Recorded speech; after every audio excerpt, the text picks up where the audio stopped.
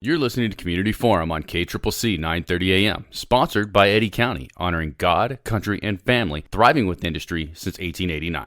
Thank you for listening to Community Forum. My name is Johnny Chandler. I'm the owner of KCCC 930 AM and the host of Community Forum. And with me today for part two is Shaun Willoughby. If we remember on Tuesday, Shaun Willoughby is the president of the Albuquerque Police Officers Association. He's talking about policing in New Mexico and policing in Albuquerque. He is the foremost, as I said, he's the foremost expert when it comes to policing in the state. He is head of the largest association in the state, 20-plus year police officer. There's probably not a better expert in the state, in my opinion. He works for the rank and file. For this half hour, we're going to specifically focus on the barriers of recruitment when it comes to young people. There's not too many 40-somethings that are trying to become police officers necessarily, no. right? No, Right. They're not. So we need young people. Young man's game. Young man or women's game. No discriminating Young here. man or women, my bad. Right.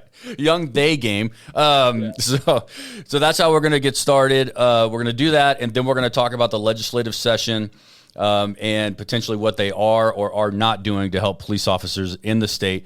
Let's start with the young people when it comes to joining the police department. I heard something the other day. You correct me if I'm wrong or co-sign if I'm correct. There's 3 barriers to young individuals joining the police department, right? One is physically fit. We do not have nearly as many physically fit young people as we used to at one point in this country, right? Go ahead and address that one. Yeah, I mean, even that is an obvious challenge, right? But with proper motivation, that's a challenge that a person can change, right? I mean, if they were focused and they wanted something and we provided that opportunity, I mean, you can change that. I'm not the most physically fit guy in the whole world. I had to work really, really hard to get myself into a position to acclimate to the academy and to be ready for it. But I wanted it, Johnny. I wanted to be a police officer. This was going to be my career. I was motivated and I did it. So I that is a challenge, but it's not a glass ceiling. They can break through that. Okay, excellent. A little exercise will get you in the right spot, I suppose.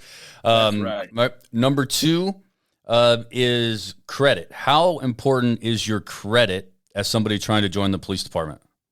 Well, I'll be honest with you. I have a really interesting story about that. Credit is important, right? Because if you have an individual that doesn't have good credit, if they have several bankruptcies, if they have a history of robbing Peter to pay Paul, figuratively speaking, and not paying their bills. I think the old school mentality was, this may be we deal with a lot of money. We deal with a lot of drugs and things that are of value and stolen property. They don't want an individual that is going to be tempted by poor life choices and poor life skills. I actually claimed bankruptcy to become a police officer. That's interesting. I was the food and beverage director of Four Hills Country Club in Albuquerque, New Mexico. I made more money than a 24 or 23-year-old young man should make. I was already a father. I owned my own home. I had 2 cars. I made too much money to take the significant pay cut to become a police officer. And I actually declared bankruptcy to alleviate some of that debt so that I could afford the pay cut of the academy. And when I was in my chief selection, this was a topic of conversation of why I had declared bankruptcy and why my credit was bad. And the honest truth to that was I wanted to be a policeman so bad. I sacrificed that because I knew that there was no way, based on the amount of money that I was bringing home, that I was going to be able to afford the pay cut to be a policeman. Right. So the idea behind good credit, or to put it more simply, paying your bills when they're due, right. Is also, it's just, it speaks to your character. It speaks to who you are as an individual, right? And that obviously would transcribe to being a police officer and having the character necessary to deal with individuals in the public that are having a crisis or committing a crime, right? True. And I think this third one is a newer barrier as a result of the state legalizing marijuana, right? So if you want to be a police officer, you cannot have smoked marijuana. I think most police departments are within 3 years, right? That's correct. Right. And then on top of that, you can't even really have ever been addicted to the substance either, right? It's kind of like, When I was in high school, I smoked a couple I tried joints. it one time. Yeah, you Bill Clinton did, right? Yeah, right. Yeah, I mean, if you tried it one time, then you're gonna be okay, right? If you were addicted or you had, I don't know if you even want to call it a problem, but if you were a regular user of marijuana and you're honest in that polygraph, then you're probably not going to be selected as a police officer. And that is a challenge. But I'll be honest with you, that's always been a challenge because, long before marijuana was legalized, high school kids were smoking it, even as far back as the 60s, right? Like, so especially in the state of New Mexico, substances are easy to come by. They're everywhere. They're in our kids' schools right now. I bet you most of our middle school and high school students, we would be shocked as parents if we knew the stuff that goes on. But that's always been a challenge for policing, in my opinion. But I believe the legalization is definitely going to make it more of a challenge in the next generation because I think it's more prevalent now. Okay, so natural progression of questions here on that. Since it's legal in the state of New Mexico, should it be legal for a police officer to smoke marijuana on their off time? They're allowed to have a beer when they're not working. So is that something that we need to progress and catch up to as a police departments? I believe that is going.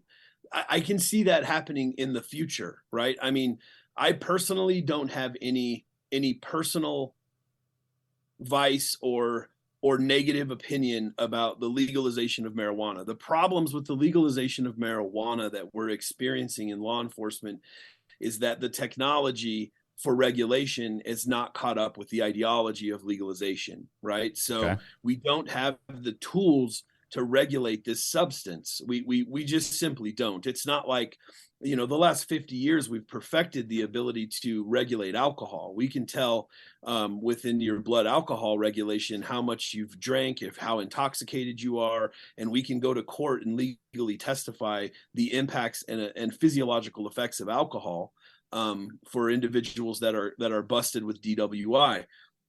There's no regulatory science behind marijuana, so we're stuck with what's called a DRE officer, and a DRE officer is a drug recognition expert. Okay. And to be a drug recognition expert, it takes a great deal of training and experience and a great deal of time. That process to expertly identify, not just if it's in your system, but if you're under the influence of this particular narcotic, is like a 45 minutes to an hour and a half long process. And I think we have like 4 of them on the department. So the problem with marijuana in society today is that we don't have the tools to regulate it. And I think that'll also be a problem in policing. Like, nobody wants a police officer that, when seconds count and life and death is in the throes of a real world situation, to be having the effects of marijuana. I don't want my brain surgeon to be to have those effects. It needs to be regulated. We need to be able to prove to society that these substances can be used recreationally and responsibly, and that we, if there's any doubt or there's any problems, that the substance can be identified and easily regulated. So I think we're a ways from that. Plus, it's not federally legal. Like I have counterparts and friends that I've worked with and trained with in Canada, and marijuana is federally legal in Canada. And those police officers can legally smoke marijuana within 8 hours of their shift. And they do. The reality is there's probably a lot more people that smoke marijuana than you or your listeners know. And it's kind of been faux pas in this country for a long time. And I think it's going to take some time for those things to change, but I do see them changing in the future. And I also eventually see the science catching up with this trend and giving us the tools to be able to regulate it, similar to how we do alcohol. Right. So, for example, firefighters, at least in Albuquerque, when they clock in for their shift, for lack of a better term, they do have to blow into a breathalyzer, correct? Is that something I don't know if they do it every single day. Okay, but occasionally they have like a random breathalyzer. I have a buddy who's a firefighter in Albuquerque. We have random tests all the time. Right. Yeah, and so we're randomly drug tested. We're randomly alcohol tested. It is a part of our infrastructure and culture. I mean, you really made a good point, though. So, like, if I'm having surgery the next day, I don't want that doctor to have smoked marijuana or, quite frankly, had any alcohol the night before. right? I mean, like, or the pilot, like the yeah, pilot exactly. in our plane. Like Right. there's some jobs that real stuff happens and real mistakes can be made. Like we need to make sure that we do it right, and we can have trust and integrity with both the community and the public when those expectations of professionalism and real decisions have to be made, that we have individuals with clear judgment. Right. Personally, I don't have a problem with marijuana. I've seen much more lives impacted and destroyed by alcohol than marijuana. I don't have a personal vendetta against it. I'm not bothered by the fact that it's legalized. But what bothers me is that we don't possess the tools to regulate it. So it's a challenge. Right. Absolutely. So let's go ahead. Are there any other barriers, or what do you think is the biggest barrier to convince young people to become police officers? Yeah, I think the biggest barrier is we as a profession are doing a very horrible job at bridging the gap and telling the truth about the myths that are displayed by the mainstream media. We are not, as a profession, combating those talking points, and we are not building relationships in communities and having honest conversations with the next generation. I mean, I want the Albuquerque Police Department and the Roswell Police Department to be a reflection of your community. These jobs should be held by individuals that grew up there. These jobs should be held by individuals that understand the culture and are members of your community and are having families and children in your community. And what really scares me is that we're making no effort to bridge that gap, right? Like we're not in high schools having honest conversations with a group of young-minded individuals that think they have it all figured out, but have never heard the other side of the story. We're not, I mean, if you talk to a random kid, a rookie police officer in this agency will make over $60,000 a year. Like, do you think that a high school student knows that? Like, as an option for a career choice, this is a viable option, and let's have a conversation about it. And that's just not happening. I mean, we're not putting in the work against the mainstream media as a profession, and we're not building relationships within the community focused on the next generation. And part of the problem is, all the decision makers, they think in election cycles. Right. Like Mayor Keller doesn't care what Albuquerque Police Department looks like in 10 years. Right? He's not going to be here for that long. He's really focused on the next 3 years while he's the mayor of the city. Right. And a lot of politicians, both in Santa Fe and in your local government, they think in election cycles. Your chiefs think in election cycles. Nobody is really focused on the future. And if they don't start focusing on the future and they don't start bridging this gap, I've been telling everybody that would listen, we have a system called the FAT system. And the FAT system is a shoot, don't shoot scenario, which is digital for police officers. And it's super cool. It is so much fun for us, right? Well, we love the FAT system. You put all the gear on and they play a video. It even shoots back at you with Nerf guns. Like, it is a really cool environment. And I've told them, put it in a van, make it mobile, give it state-of-the-art technology, and let's go into high schools. Let's get these kids exposed to shoot, don't shoot scenarios, because it happens fast. Right. They really don't understand until you've been in a situation where your blood's pumping, and then it opens the door to have an honest conversation and recruit the kids. We're not really interested in an internship program. I would love to have 200 public service aides between the ages of 18 and 21 with specific schedules to work with their college schedule in an internship with the Albuquerque Police Department, just praying that we get 50 of them a year to put on a uniform and take this by the horns and become police officers. Right. Yeah. So what I see is, part of the hurdle in hiring and recruiting is our profession, and it's not thinking outside the box. It's not making that extra step. It's not putting in the work. It's not budgeting that money that is not going to be an immediate remedy for somebody's problem in the community, but it's a budgetary expense that is a necessity so that we can bring the next generation into our profession. And I just think we're short-sighted, closed-minded, and we lack the ability to get it done. Right. So let's go ahead and shift now to the legislative session.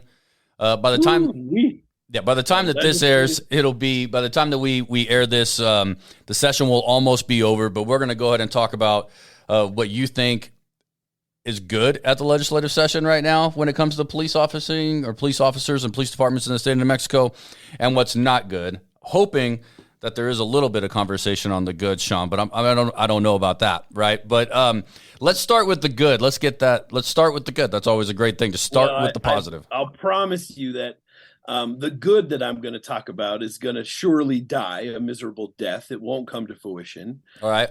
And a lot of the bad I'm going to talk about is just lazy politics, typical for the state of New Mexico. But overarchingly, the biggest part of the conversation is that New Mexico is in an identity crisis at the legislature.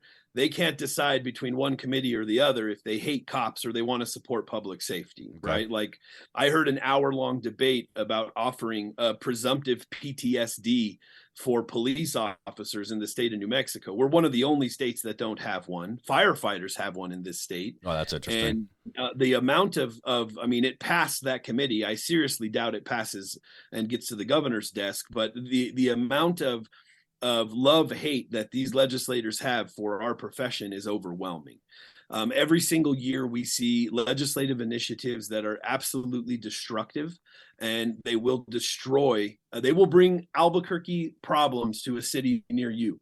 And they're trying every single year. The ACLU is working very hard to make sure that some of these legislative agendas that they have, that they offer all over the country, are being offered staunchly here in the state of New Mexico.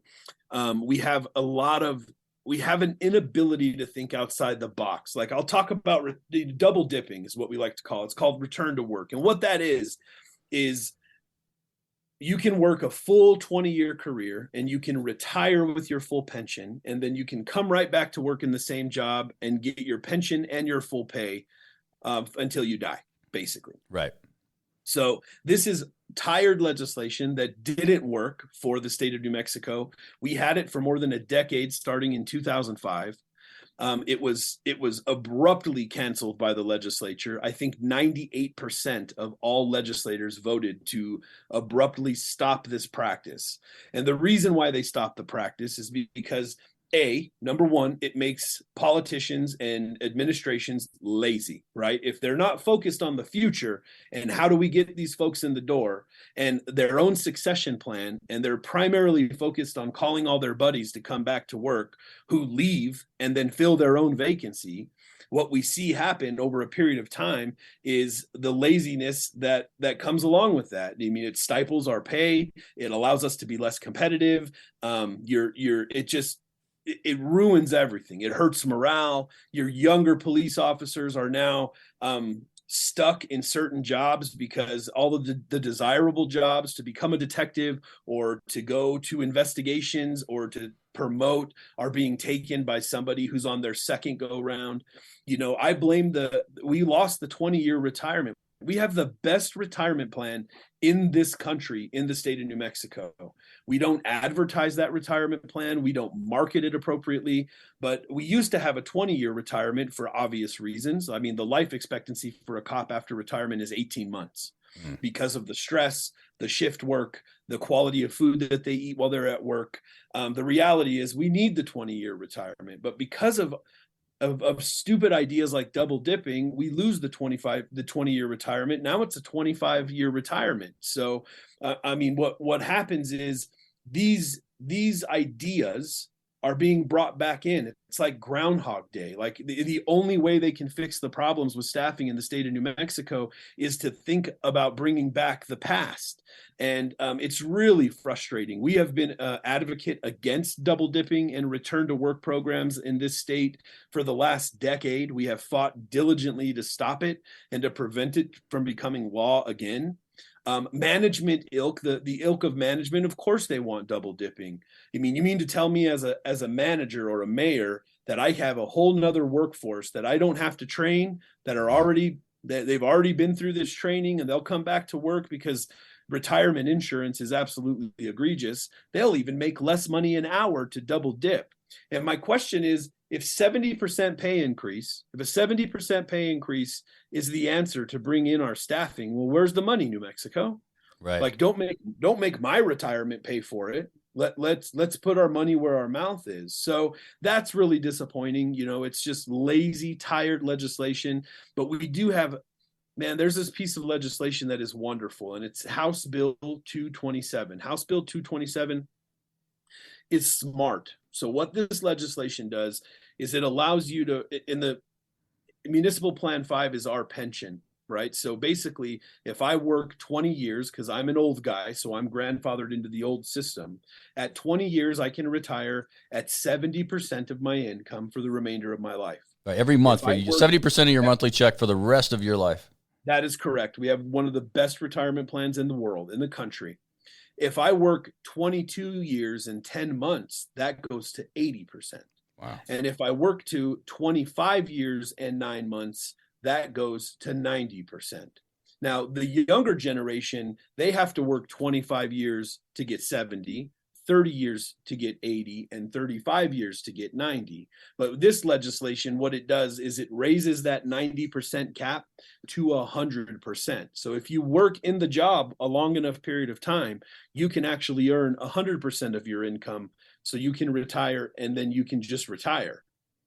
What it also does is every single year that you work after your retirement eligibility, which for me would be 20 years, you get a 1-year medical insurance credit from your municipality or county. So if I work 25 years and 9 months and I retire, I've got 25 years and 9 months of credit from the city of Albuquerque. Well, they'll carry me onto their insurance in retirement, which is thinking outside the box. Right. That's a benefit that is a staunch benefit that will keep people employed.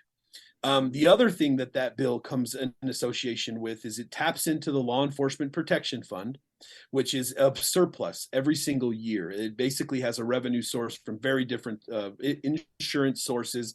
That fund is in a surplus between $4 and $11 million a year. That fund and the resources get reverted back to the general fund and spent on other items like education, so on and so forth.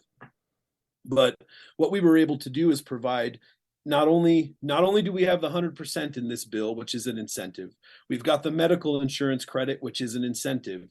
This one gives an extra $5,000 bonus up to a certain amount of money for every police officer who stays in the profession one more year after their retirement eligibility. Now, this doesn't affect their pension. It's not para-credible, but it is something. And that bill is a very smart bill. And the Representative Hernan, who is actually the sponsor of the bill, she wants to follow this bill up next session with a budget to have a staunch marketing campaign around the benefits of being a first responder in New Mexico that will go out in the southwest region of the United States, which I think is needed and is very, very intelligent. But that bill is going to die. I guarantee it'll die a miserable death. It won't get to the governor's desk. They'll attempt to get the lazy, cheap, non-sustainable return to work bill through. It's really disappointing, the level of just repetitive ignorance that I see at the Roundhouse. Well, you guys have fought, and many people have fought the double dipping, return to work, better known as double dipping, for, like you said, 10 years now. What is the likelihood that it passes this year, considering it's been introduced pretty much every year since it was abolished?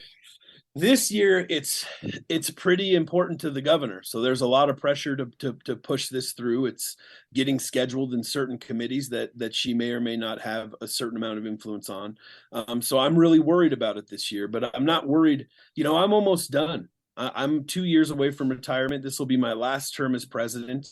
I'm almost done. I'm at the twilight of my career. This isn't going to negatively impact me or my family, but it's going to impact negatively you and your family, because what scares me is 10 years from now, if you stay in New Mexico, what is the impact? Like, look at teachers. Like, I'm telling you, Johnny, teachers, they have half of their staff are double dippers that are 3 bad days away from retiring again. Yeah. Like, that is very scary. So you mean to tell me, how does that make a young teacher feel?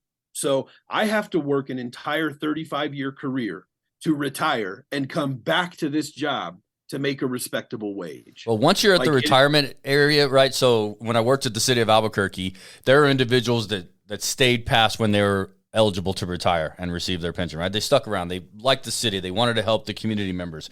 You're not wrong. There was one gentleman, it was 3 bad days, and he retired right then, right? Oh, yeah. That moment in time. No stake in the game. They're vested.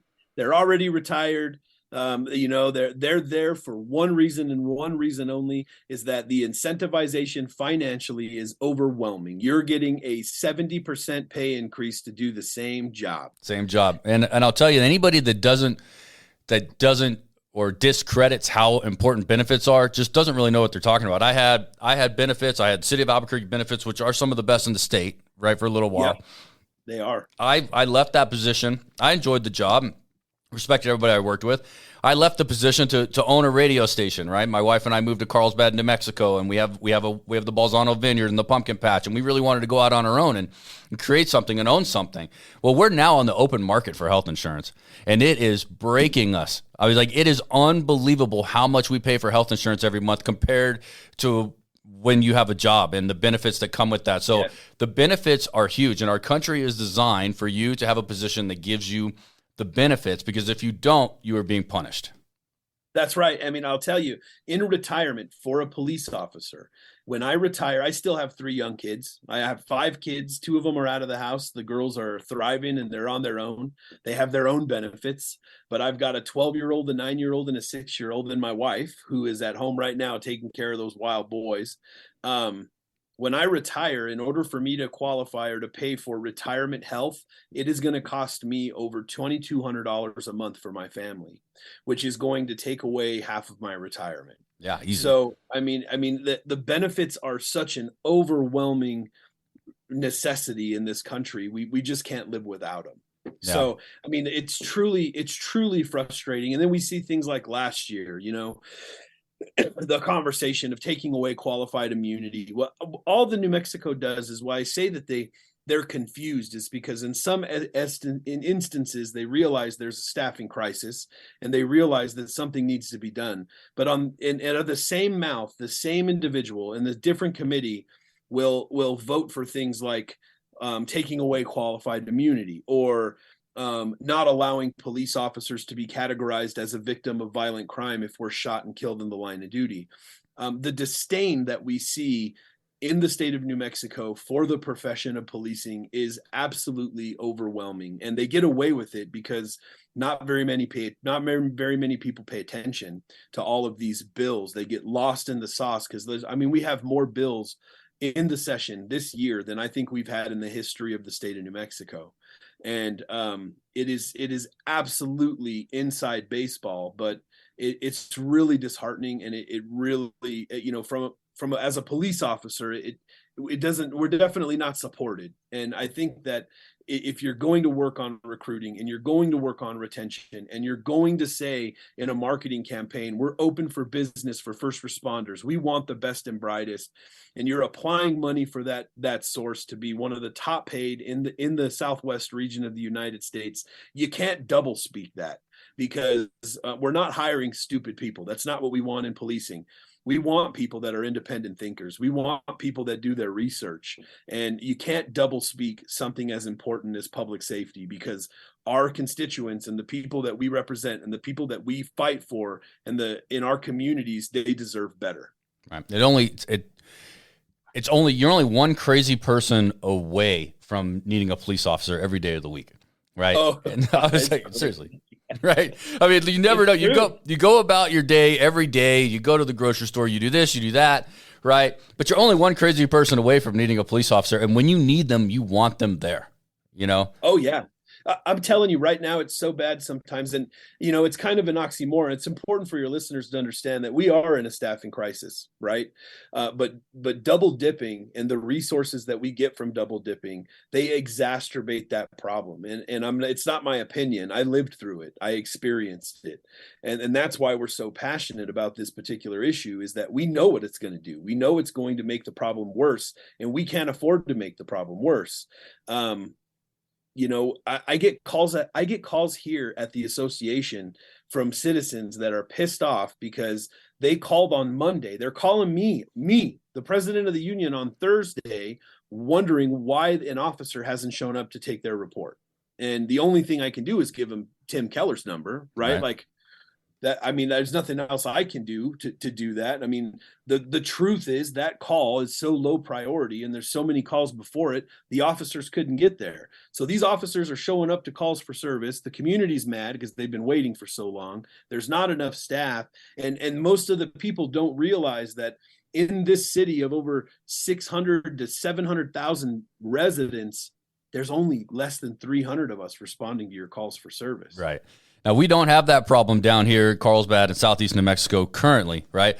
But I say don't be confused. The leadership in Albuquerque and the leadership at the state level in Santa Fe are not disappointed with the way things are necessarily going, right? Oh, yeah. I actually think it's a planned destruction, but that's my own crazy head. Right. I don't think you could be that stupid and that irresponsible all at the same time. So they are planning on releasing the Albuquerque, the state government Santa Fe model, to the rest of the state, right? That's one of their bills, is a use of force bill at the legislative session, because they like the level of use of force that Albuquerque has, yet crime is the highest it's been, and there's less police officers than there ever was. It doesn't.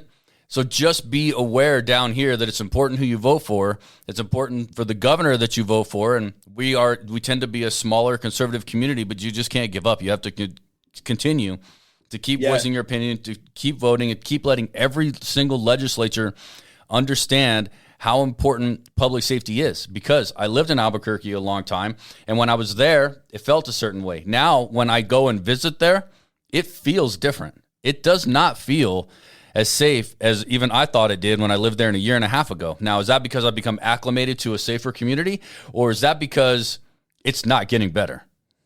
No, let me tell you, it's not getting better, and it's going to continue to get worse. And there's a truth to that, right? I'm from Albuquerque, so we tend to take for granted how bad it is in certain pockets of this state, right? We just really don't. We ignore it. We go about our day. It just becomes part of who we are. I'm telling you, I went to Cleveland on training, and Cleveland doesn't have this reputation of being the safest community in the world. They have the same kind of challenges that we have, but I'm telling you, I felt safer there than I do here. Right. So I don't think that we pay the proper amount of respect for just how down and how low New Mexico is on these spectrums. Like, there's a reason why we are the tippy top of every bad list in this country. And the reason why is that it's true. But when we live here, we become acclimated to it, and we stop paying attention to it. And that is not what we need. We need our residents and our community members to stand up, to pay attention, to hold power accountable, and to demand that they live in an environment that makes them feel safe, and that their tax dollars are appropriately spent on the things that are important to us, not everybody else. All right, Shaun, we ran out of time on part 2. Any closing statements? Nope. I just want to say how much we appreciate being a part of the conversation. I hope your listeners enjoyed our conversation. I would love to come back anytime that's convenient for you. Thank you so much. Just stay involved, be involved, and hold this power accountable. Respect your police officers, convince your community to pay them fairly. So, Shaun Willoughby, president of the Albuquerque Police Officers Association, a police officer who we hope never retires, but probably will. 2 years. 2 years. Well, you've done a lot for everybody, and I've known you for a long time, so I really appreciate you coming on. Now, we'll post them online and on Facebook when we air them as well. So, Shaun, thank you very much. It's been a pleasure. Thank you. It's nice to see you. You're listening to Community Forum on KCCC 930 AM, sponsored by Eddy County, honoring God, country, and family, thriving with industry since 1889.